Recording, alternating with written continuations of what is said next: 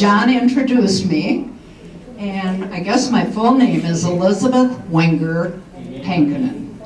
And the beginning of the turkey farm saga started with Friedrich and Minna Wenger, and they were my grandparents.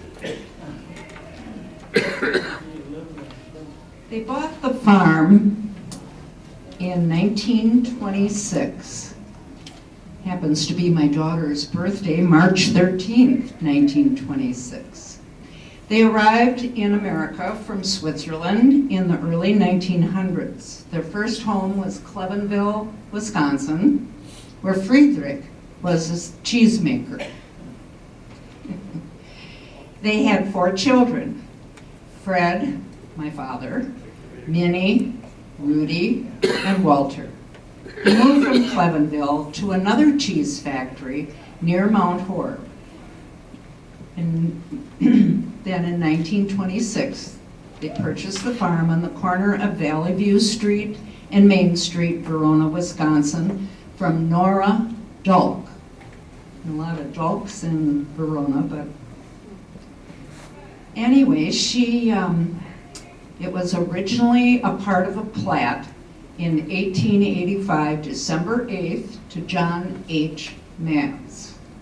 Nora Dulk previously sold off 2 portions, 17¼ acres to Dane County, and another portion to St. Jacobus Society.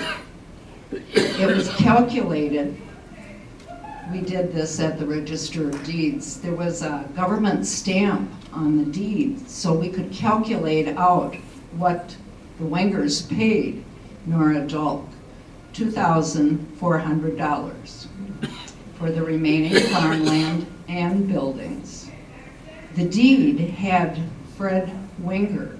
His first name was Friedrich, but it was shortened and Americanized from Friedrich to Fred. Fred's name only appears on the deed. It was probably common not to include the wife's name on deeds at that time.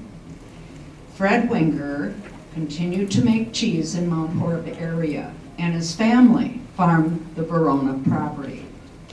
In 1929, Fred died in an accident, leaving a widow, Minna, and 4 children. Their eldest son, my father, Fred, completed 8th grade in Verona Grade School, but was needed to help support the Wenger household. And his siblings were able to complete their educations through high school and Madison Business College. Fred had farming chores, worked part-time at the auditorium, sweeping and cleaning the premises. He also plowed gardens using a horse, and I think you'll see on the picture, they were proud of their horses, Lady and Birdie. He plowed the gardens for housewives in Verona.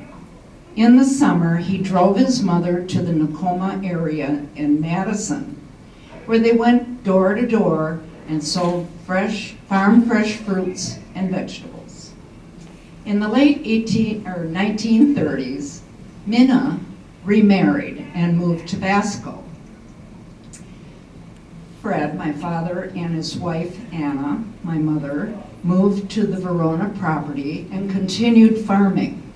During this time, Minna was again widowed and offered my father the farm to buy the farm. He declined, as he already purchased a barn from Ole Weeks and converted it into a tavern, later called the Dugout. So Minna decided to sell the farm.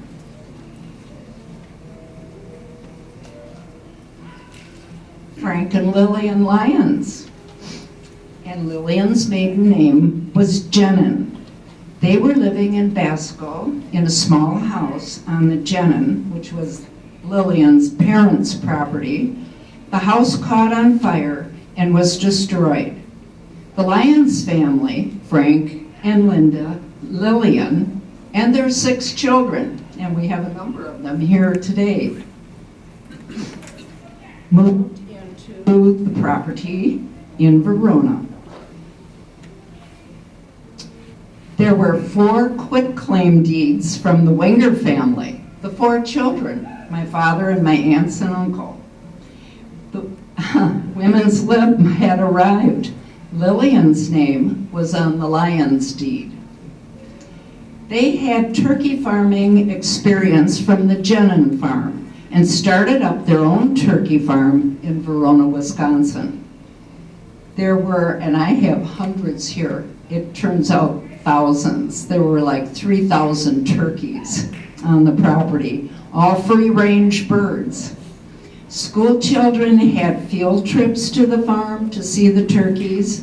The Lyons not only raised turkeys, they had a butchering process also on the premises. Oh, little tidbit. Their phone number for the Verona turkey farm was 82. I'm not certain how long the turkey farm operation continued. Frank Lyons suffered a stroke, and Lillian had the house where Richard currently lives. And Richard lived in the farmhouse. And I think Richard owned the farmhouse. There was a deed showing Richard's ownership of that farmhouse. It was easier for Lillian to be a caregiver for Frank in the one-story home across the street from the old farmhouse. When Frank and Lillian passed, Richard sold the farmhouse and moved into the current house, his current house. This information for the presentation was given by interviews of Virginia Lyons Schmalley and her sons, Rose Pernod King, and a trip to Dane County Register of Deeds, Madison, to conduct a title search. And I had to work backward, starting with the current owner, who was Gary Bear, and then work backward all the way to 1926, and kept looking for deeds when the property was transferred.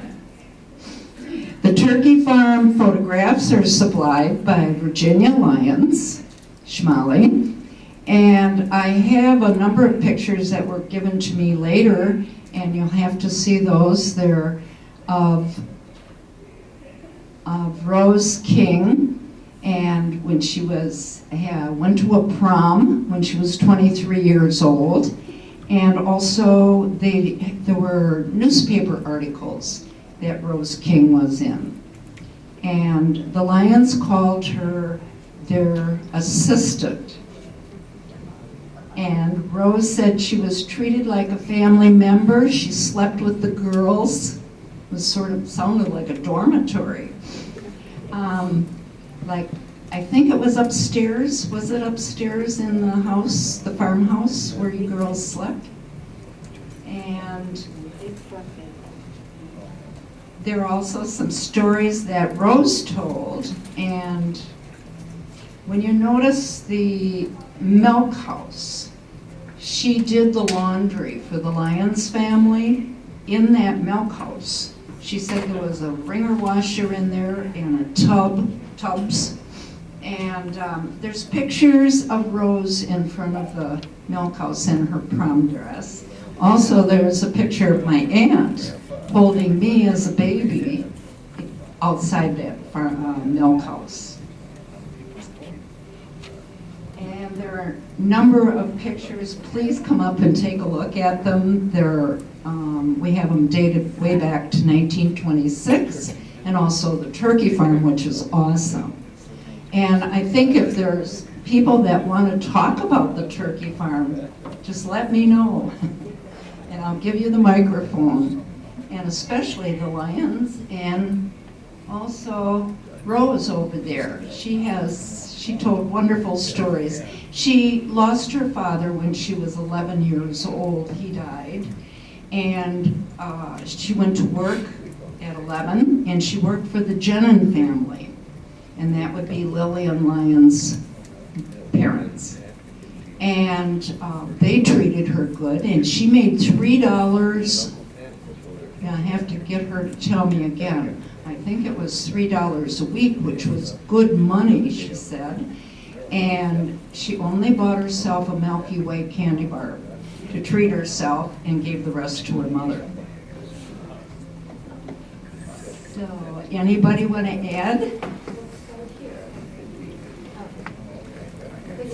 No, I'm not. Okay.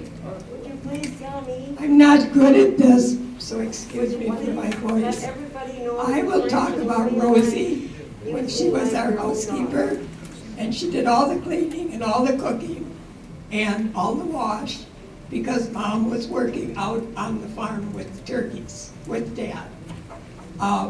April Fool's Day came around, and in those days we all sat around the table for breakfast that Rosie cooked, and she made pancakes on April Fool's Day. Well, I sat down at the table and I went to cut my pancake with the fork and it wouldn't cut, so I picked up the knife and I tried cutting. Wouldn't cut, and then everybody broke down. She took the milk pads, I'm not sure what they called, dipped them in the pancake. They were like gauze. They were like gauze. Round circles. Dipped them in the pancake batter. Fried them, and we had wonderful pancakes we couldn't eat. That was Rosie. See ya. That was just.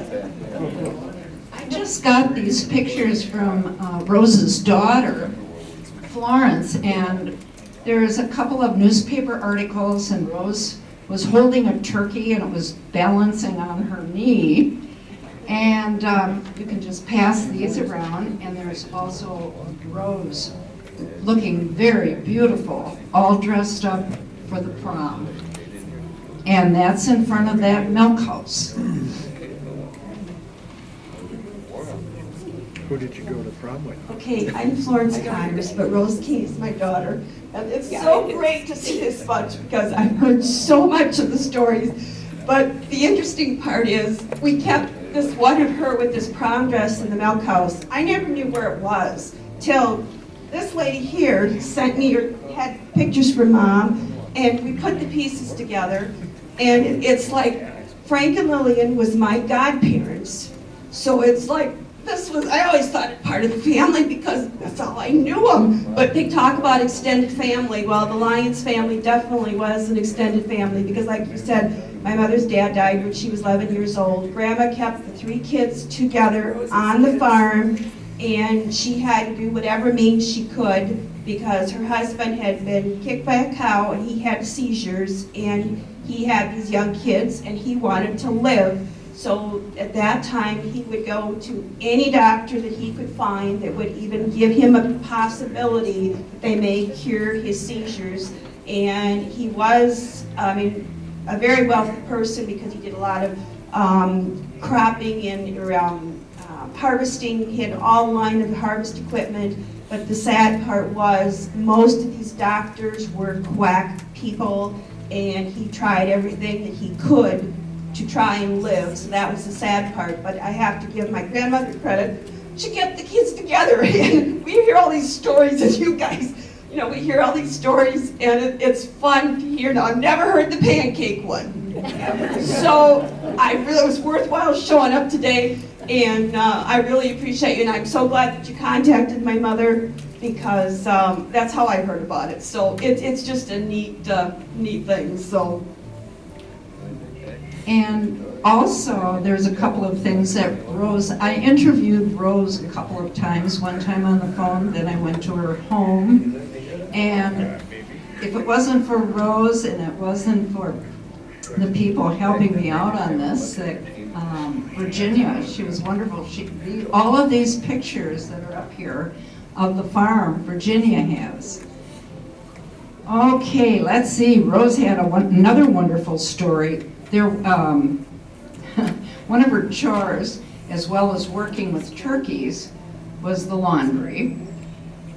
And also, before going to bed at night, and you'll see pictures of the turkey chicks, Rose included, they had to go out and separate these chicks because they kept piling on top of each other so they wouldn't suffocate. They had to keep those chicks separated.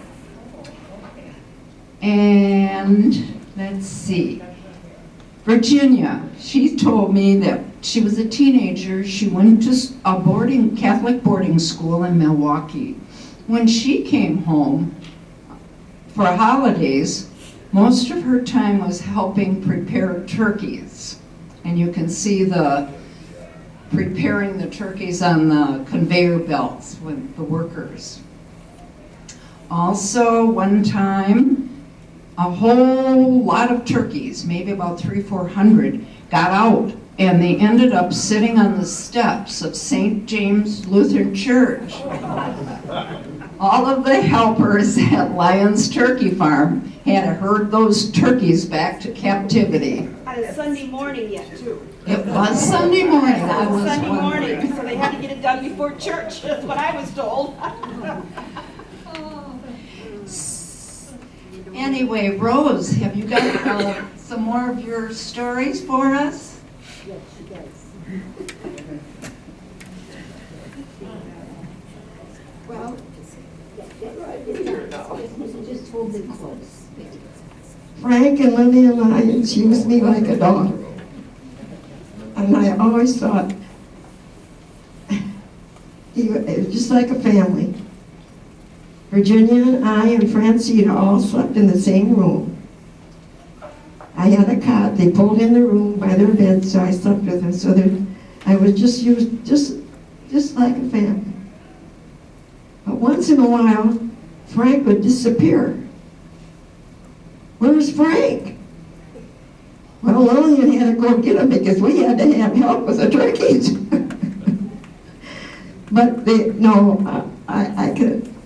I could go on, but I said, all I can say, they were very, very good to me. Just like a home. Thank you. Anybody else have anything to add? Well, I think Virginia does. Kevin and I went to see Rose Gate. And I don't remember, is Kevin here? Kevin left. Kevin left. We went to see a Rose King, and it was not Rosie. I just couldn't get over it because she was not Rosie. But she was a Rose King, but it wasn't the right one.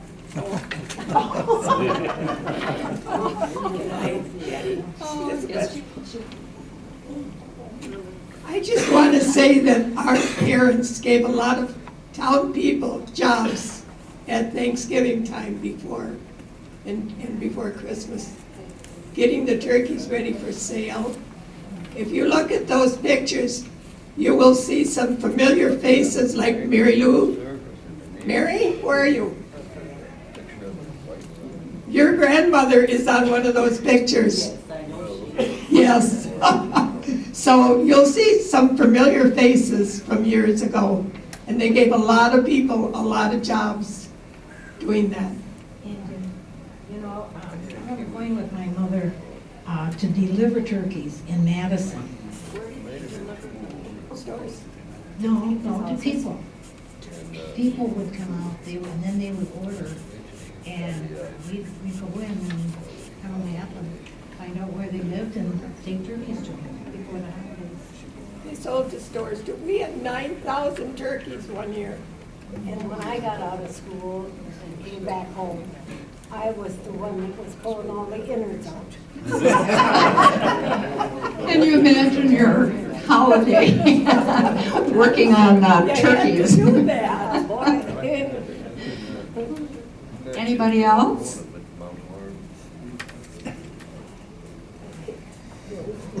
Well, thank you, everyone. Well, Rose is going to say a few more things about the whole process. Oh, she does have Yes. some more things. Good. I know you said that, but that's Rosie Bierman. Rosie King. She married Gil. She married Gil King.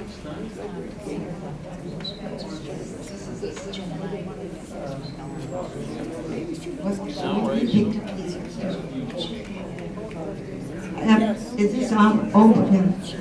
We used to, when the turkeys laid eggs, we gathered them And then I presume it was an incubator or whatever to hatch them out. That part I didn't have too much to do with, because I was the cook in the kitchen too for the whole family. And then at that time, we didn't even have a stove. We only had a 3-burner gas stove till they could afford a new stove for us. And then that was wonderful. So, but the turkeys, Lillian and Frank, either one or the other, they'd have to, or I'd help them at night once in a while, Virginia too. They'd all pile up in the corner. And then we'd have to gather them up. Well, when I got married, it was the same thing with chickens. They pile up in the corner, and what do? Scatter them out, get them under where it's warm. So the turkeys, there was hundreds of them. But all I can say, Frank and Lillian was a wonderful person to me. So I enjoyed living there. And the kids too. Oh, Virginia and I scrapped once in a while, but that was nothing to do. We always got over it. We were like sisters. That's right, we were just like sisters. I think you talked about when they got the freezers to keep those turkeys in after they were butchered. Oh, that's right, they had, Yeah, they you had told me about freezers up that. there. Yes, Yeah. and they had a big, let's put it this way, they had something on a roller or a rope or something, and they hung the turkeys up from the ceiling down, and that's how we dressed them out. Then they laid them on the table to finish them. Then we had big freezers. I forgot about that. We had to have freezers, but I can't tell you where they all went after that. That I can't tell. I don't know. They shipped them to, I can't tell you about that. Well, somebody was telling me, yes, it was Judy Hansen, that possibly Piggly Wiggly's in Madison on Monroe Street, they bought fresh Okay. yeah. turkeys. And I know they all disappeared. And we had turkey meat. We took the breast, cut them up, and fried them. So we did I did different things with it. But Frank and Lillian, they were wonderful to me. That's all I can say. And if I'm not mistaken, when I was married, and when my first child came, Florence, they were the godparents for Florence. Well, everyone feel free to look at the pictures and talk with the Lyons family and with Rose. When was the farm closed, or when did it stop? That I don't know. Richard, do you know when the farm was sold, Lillian? If I could figure out what year I was in 8th grade, that was the 7th grade was the last year I did turkeys. Because then next year, I had my first birthday party. And My birthday was the day before Thanksgiving. so what year was your 8th grade? 14 years old. It was in the 50s when they sold the farm. Art, he used to sit on the porch and talk with Lillian and Frank. Yeah, they always wanted me to stop and chat a little bit when I came by with the mail, yeah. Yeah. Well, Kevin and I don't know how we looked trying to find, what's her name? Rosie. And we thought we had a Rose King. And we went down to visit her. Because I can remember I was 17. And I still don't think, it wasn't our Rosie. It wasn't her. You probably made a new It was friend. another Rose King. It just was not Well, there's Rosie. 2 Rose Kings in our family. My brother married a Rose King, so there's 2 Rose Kings. Maybe that's who you visited. This wasn't my Rosie, I'll tell you that. Well, Lillian said She was that tall and skinny. it was in the 50s when they sold it. At least not. Well, that's,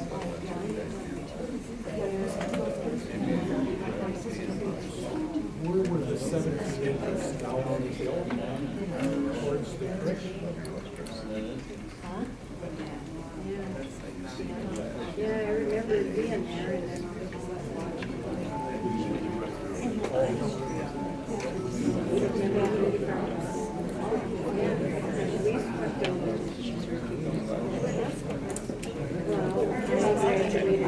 Are